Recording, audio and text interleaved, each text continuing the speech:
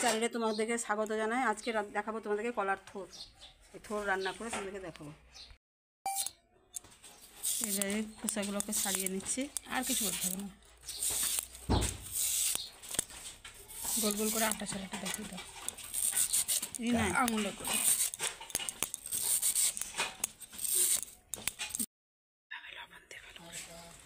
এটা আমি ধুয়ে নিয়েছি ভালো করে। এবার এটাকে লবণ দিয়ে এইভাবে কচলিয়ে নিচ্ছি। কচলিয়ে নিলে দেখো কেমন হয়ে যাচ্ছে, কুচি কুচি হয়ে যাচ্ছে। এবার রান্না করলে ঠিক সুন্দরভাবে হয়ে যাবে। সামান্য একটু লবণ দিয়ে দিচ্ছি।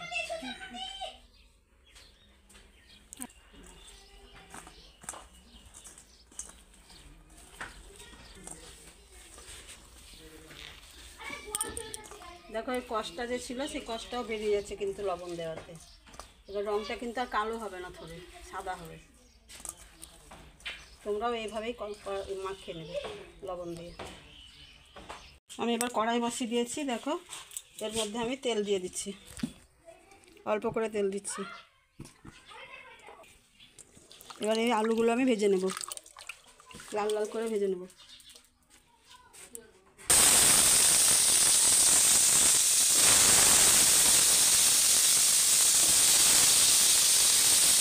লাল লাল করে ভেজে নিই, আবার আলুটা লাল লাল করে ভেজে নিই। ঢাকা দিয়ে দিই। এবার ঢাকা খুলে আমি দেখে নিচ্ছি কেমন ভাজা হয়েছে।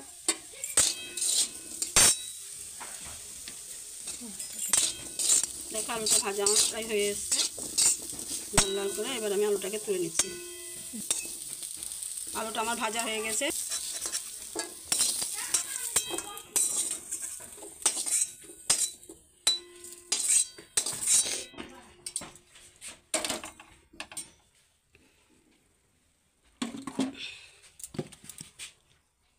আবার একটু তেল দিচ্ছি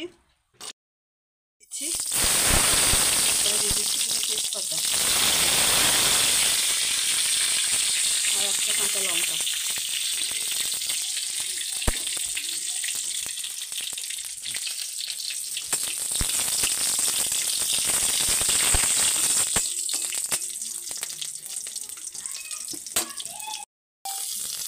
আদা বাটা দিয়ে দিয়েছি এর মধ্যে। এবার একটু নেড়ে চেড়ে টমেটো দিয়ে দেবো। আদা ভাজাটা হয়ে গেছে, আমি টমেটো দিয়ে দিচ্ছি। আর তার সাথে মশলাগুলোও দিয়ে দিচ্ছি, লঙ্কা গুঁড়ো, ধনে গুঁড়ো, জিরে গুঁড়ো সব একসাথেই দিয়ে দিচ্ছি।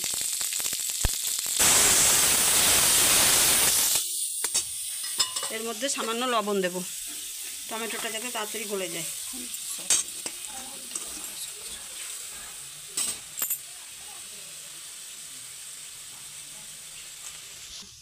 এবার আমি মশলাটাকে ভালোভাবে কষিয়ে নেব। দেখো মশলাটা প্রায় আমার হয়ে এসছে ভাজা ভাজা হয়ে। এর মধ্যে এবার আলু আর মুগের ডালটা দিয়ে দেবো। এর মধ্যে আলুগুলো দিয়ে দেবো, একটু মুগ ডাল দিয়ে দেবো, কারণ ওই থোড়ো এই মুগের ডালটাতেই বেশি টেস্ট হয়।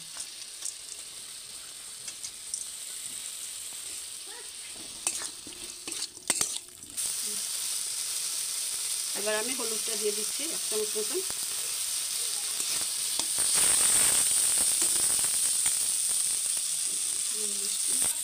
দেখো লবণ মাখানো থোরটা আমি ধুয়ে নিয়েছি, এবার আমি দিয়ে দিচ্ছি।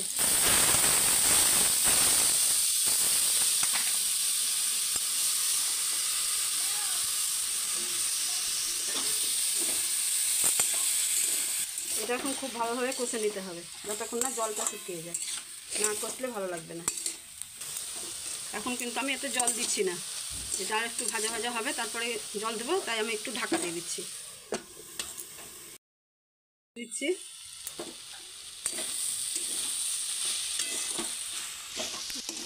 দেখো এবার আমি এটা ভাজা ভাজা হয়ে গেছে। এর মধ্যে একটু চিনি দিয়ে দেবো,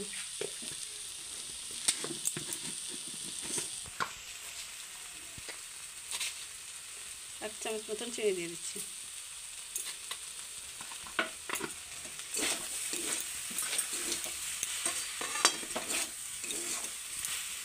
একটু নেড়েচে নিয়ে জল দিয়ে দেবো এর মধ্যে।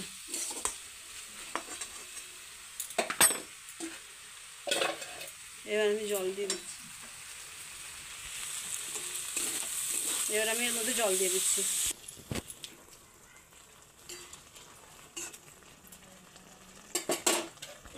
এবার ঢাকা দিয়ে কিছুক্ষণ সেদ্ধ হতে দেবো।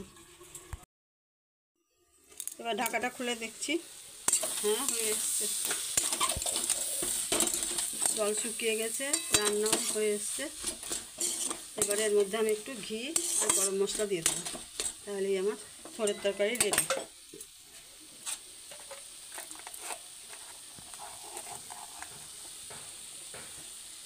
এই 1 চামচ ঘি দিয়ে দিচ্ছি,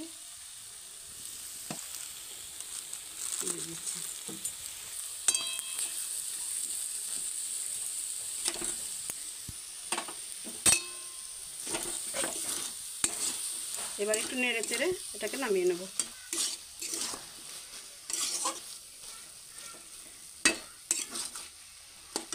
হয়ে গেছে, এবার আমি এটাকে প্লেটে তুলে নিচ্ছি।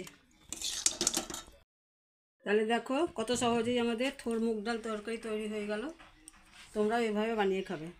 অবশ্যই চ্যানেলটাকে লাইক, শেয়ার, সাবস্ক্রাইব করবে। ধন্যবাদ, পাশে থেকো।